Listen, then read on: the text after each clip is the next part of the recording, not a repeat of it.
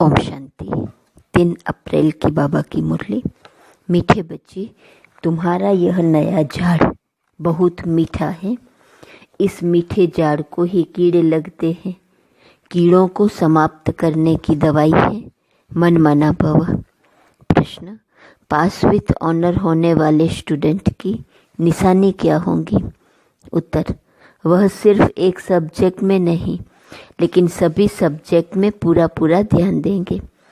स्थूल सर्विस की भी सब्जेक्ट अच्छी है, बहुतों को सुख मिलता है, इससे भी मार्क्स जमा होती है, लेकिन साथ साथ ज्ञान भी चाहिए तो चलन भी चाहिए।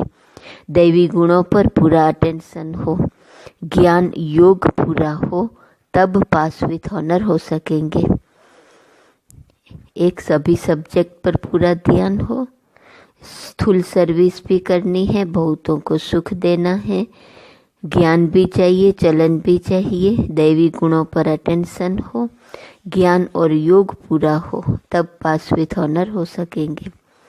गीत, न वह हमसे जुदा होंगे। ओम शांति। बच्चों ने क्या सुना? बच्चों की किस से दिल लगी हुई है? गाइड से। गाइड क्या क्या दिखाते हैं? स्वर्ग में जाने का गेट दिखाते हैं।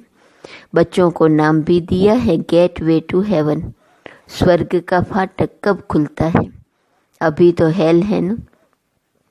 हेवन का फाटक कौन खोलते हैं और कब? यह तुम बच्चे ही जानते हो। तुमको सदैव खुशी रहती है। हेवन में जाने के लिए रास्ता तुम जानते हो। मेले प्रदर्शनी द्वारा तुम यह दिखलाते हो कि मनुष्य स्वर्ग के द्वार कैसे जा सकते हैं। चित्र तो तुमने बहुत बनाए हैं। बाबा पूछते हैं, इन सब चित्रों में कौन सा ऐसा चित्र है जिससे हम किसको भी समझा सके कि यह है स्वर्ग में जाने का गेट? गोले के चित्र में स्वर्ग जाने का गेट सिद्ध होता है। यही राइट है। ऊपर में उस तरफ है नर्क का गेट, उस तरफ है स्वर्ग का गेट। बिल्कुल क्लियर है। यहाँ से सब आत्माएं भागती हैं शांति धाम, फिर आती हैं स्वर्ग में। यह गेट है। सारे चक्र को भी गेट नहीं कहेंगे। ऊपर में जहाँ संगम दिखाया है वह है पूरा गेट, जिससे आत्माएं निकल जाती हैं, फिर नई दुनिया में आती हैं। बाकी सब शांति धाम में रहती है। कांटा दिखाता है यह नर्क है वह स्वर्ग है। सबसे अच्छा फर्स्ट क्लास समझाने का यह चित्र है। बिल्कुल क्लियर है। Gateway to heaven. यह बुद्धि से समझने की बात है ना। अनेक धर्मों का विनाश और एक धर्म की स्थापना हो रही है। तुम जानते हो हम सुख धाम में जाएंगे, बाकी सब शांति धाम में चले जाएंगे। गेट तो बड़ा क्लियर है। यह गोला ही मुख्य चित्र है। इसमें नर्क का द्वार स्वर्ग का द्वार बिल्कुल क्लियर है। स्वर्ग के द्वार में जो कल्प पहले गए थे वही जाएंगे, बाकी सब शांति द्वार चले जाएंगे। नर्क का द्वार बंद हो, शांति और सुख का द्वार खुलता है। सबसे फर्स्ट क्लास चित्र यह है। बाबा हमेशा कहते हैं त्रिमूर्ति, 2 गोले और यह चक्र फर्स्ट क्लास चित्र है। जो भी कोई आए उनको पहले इस चित्र पर दिखाओ। स्वर्ग में जाने का यह गेट है। यह नर्क यह स्वर्ग। नर्क का अभी विनाश होना है, मुक्ति का गेट खुलता है। इस समय हम स्वर्ग में जाएंगे, बाकी सब शांति धाम में जाएंगे। कितना सहज है। स्वर्ग द्वार सभी तो नहीं जाएंगे, वहाँ तो इन देवी देवताओं का ही राज्य था। तुम्हारी बुद्धि में है स्वर्ग द्वार चलने के लिए अभी हम लायक बने हैं।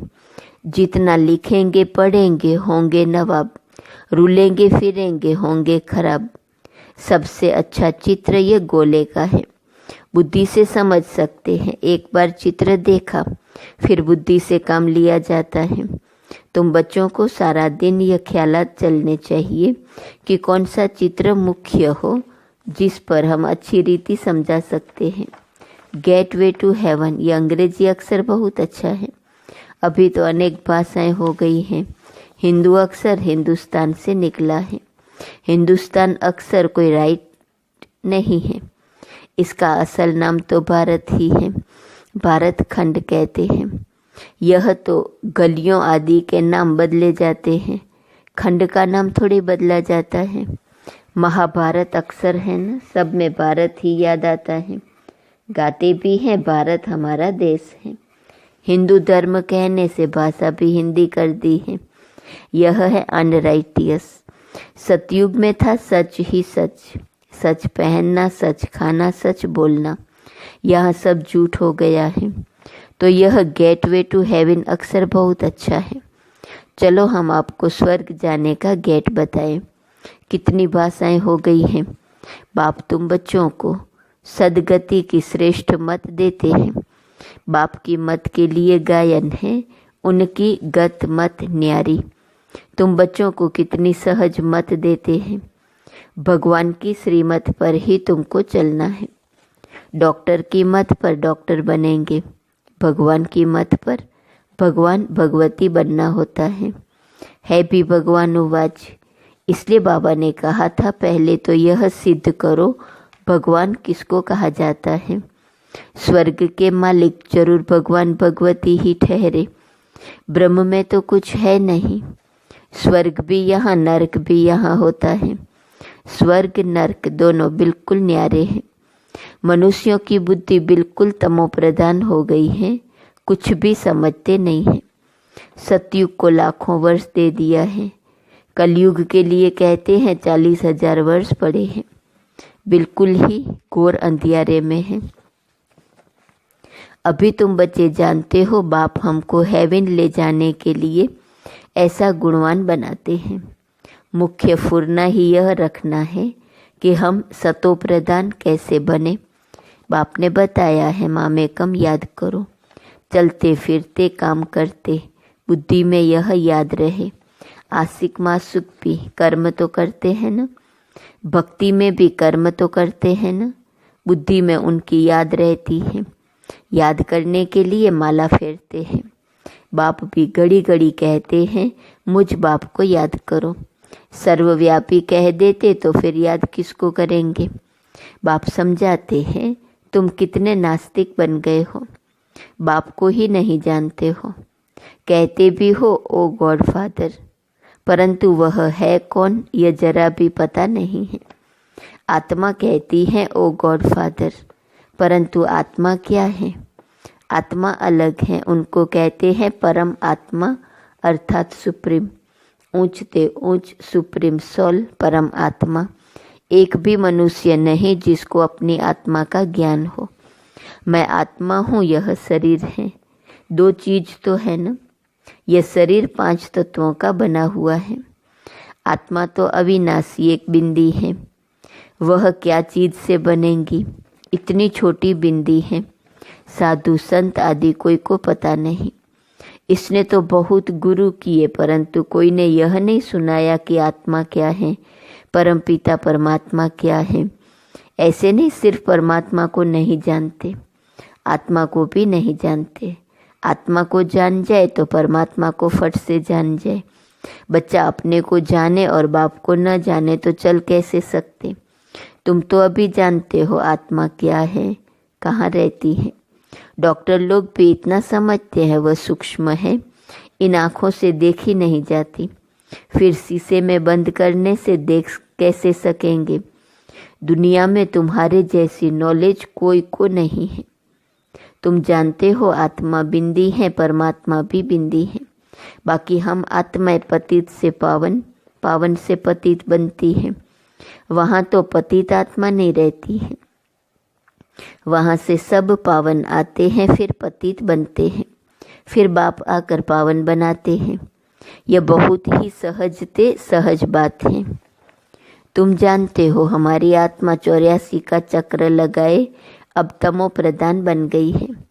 हम ही 84 जन्म लेते हैं, एक की बात नहीं है। बाप कहते हैं मैं समझाता इनको हूँ, सुनते तुम हो। मैंने इनमें प्रवेश किया है, इनको सुनाता हूँ, तुम सुन लेते हो। यह है रथ, तो बाबा ने समझाया है नाम रखना चाहिए गेट वे टू हेवन, परंतु इसमें भी समझाना पड़े कि सतयुग में जो देवी देवता धर्म था वह अब प्रायः लोप है, कोई को पता नहीं है।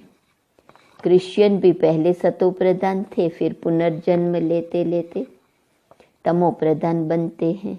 झाड़ भी पुराना जरूर होता है। यह वैरायटी धर्मों का झाड़ है। झाड़ के हिसाब से और धर्म वाले आते ही पीछे हैं। यह ड्रामा बना बनाया है। ऐसे थोड़े कोई को टर्न मिल जाएगा सतयुग में आने का, नहीं, यह तो अनादि खेल बना हुआ है। सतयुग में एक ही आदि सनातन प्राचीन देवी देवता धर्म था। अब तुम बच्चों की बुद्धि में है कि हम स्वर्ग में जा रहे हैं। आत्मा कहती है हम तमो प्रधान हैं तो घर कैसे जाएंगे, स्वर्ग में कैसे आएंगे। उसके लिए सतो प्रधान बनने की युक्ति भी बाप ने बतलाई है। बाप कहते हैं मुझे ही पतित पावन कहते हैं। अपने को आत्मा समझ बाप को याद करो। भगवानुवाच लिखा हुआ है। यह भी सब कहते रहते हैं क्राइस्ट से इतने वर्ष पहले भारत हेवन था, परंतु कैसे बना फिर कहाँ गया यह कोई नहीं जानते।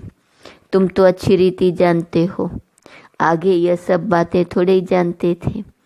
दुनिया में यह भी किसको पता नहीं कि आत्मा ही अच्छी व बुरी बनती है। सभी आत्माएं बच्चे हैं, बाप को याद करते हैं।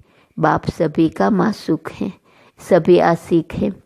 अभी तुम बच्चे जानते हो वह मासूक आया हुआ है, बहुत मीठा मासूक है।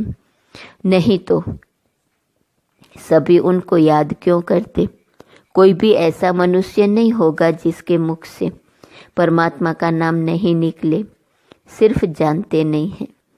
तुम जानते हो आत्मा अशरीरी है। आत्माओं की भी पूजा होती है ना। हम जो पूज्य थे वह फिर अपनी ही आत्मा को पूजने लगे। हो सकता है आगे जन्म में ब्राह्मण कुल में जन्म लिया हो। श्रीनाथ को भोग लगता है, खाते तो पुजारी लोग हैं। यह सब है भक्ति मार्ग। तुम बच्चों को समझाना है स्वर्ग का फाटक खोलने वाला बाप है, परंतु खोले कैसे, समझावे कैसे। भगवानुवाच है तो जरूर शरीर द्वारा वाच होंगी ना। आत्मा ही शरीर द्वारा बोलती है, सुनती है। यह बाबा रेजगारी बताते हैं। बीज और झाड़ है। तुम बच्चे जानते हो यह नया झाड़ है। आहिस्ते आहिस्ते फिर वृद्धि को पाते हैं। तुम्हारे इस नए झाड़ को कीड़े भी बहुत लगते हैं, क्योंकि यह नया झाड़ बहुत मीठा है। मीठे झाड़ को ही कीड़े आदि कुछ न कुछ लगते हैं, फिर दवाई दे देते हैं।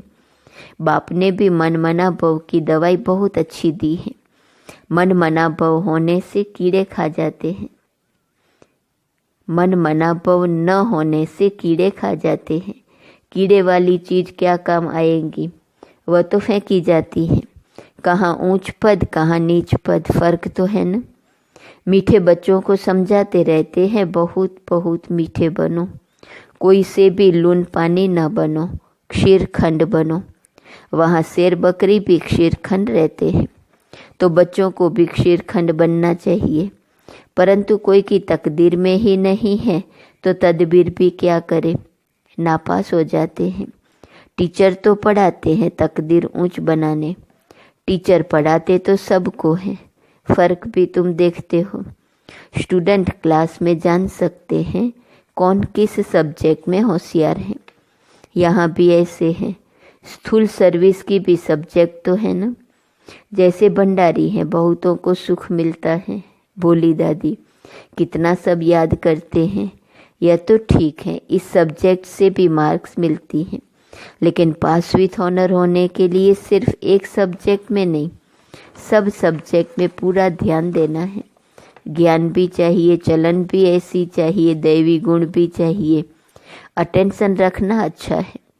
भंडारी के पास भी कोई आए तो कहे मन मना भव।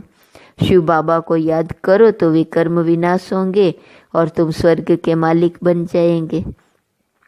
बाप को याद करते औरों को भी परिचय देते रहे। ज्ञान और योग चाहिए, बहुत इजी है। मुख्य बात ही यह है, अंधों की लाठी बनना है। प्रदर्शनी में भी किसको ले जाओ, चलो हम आपको स्वर्ग का गेट दिखाएं।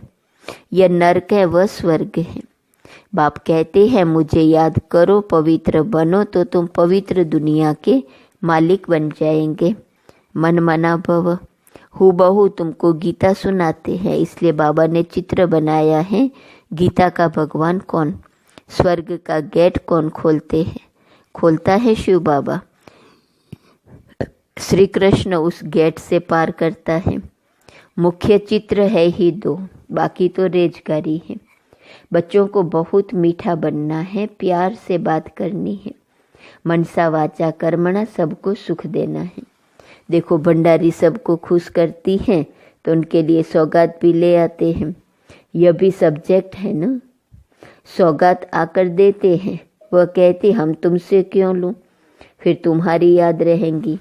शिव बाबा के भंडारे से मिलेगा तो हमको शिव बाबा की याद रहेंगी। अच्छा, मीठे मीठे सिकील दे बच्चों प्रति माता पिता बाप दादा का याद प्यार और गुड मॉर्निंग। रूहानी बाप की रूहानी बच्चों को नमस्ते। रूहानी बच्चों की रूहानी बाप को नमस्ते नमस्ते नमस्ते। धारणा के लिए मुख्य सार, पहली पॉइंट, अपनी उच्च तकदीर बनाने के लिए आपस में बहुत बहुत क्षीरखंड मीठा होकर रहना है। कभी लून पानी नहीं होना है। सभी सब्जेक्ट पर पूरा अटेंशन देना है। दूसरी पॉइंट, सदगति के लिए बाप की जो श्रेष्ठ मत मिली है उस पर चलना है और सबको श्रेष्ठ मत ही सुनानी है।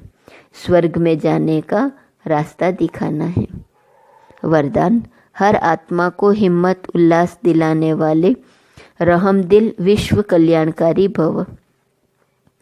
कभी भी ब्राह्मण परिवार में किसी कमजोर आत्मा को तुम कमजोर हो ऐसे नहीं कहना।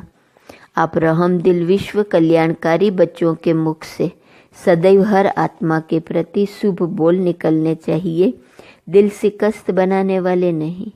चाहे कोई कितना भी कमजोर हो, उसे इशारा या शिक्षा भी देनी हो तो पहले समर्थ बनाकर फिर शिक्षा दो। पहले धरनी पर हिम्मत और उत्साह का हल चलाओ, फिर बीज डालो तो सहज हर बीज का फल निकलेगा। इससे विश्व कल्याण की सेवा तीव्र हो जाएगी।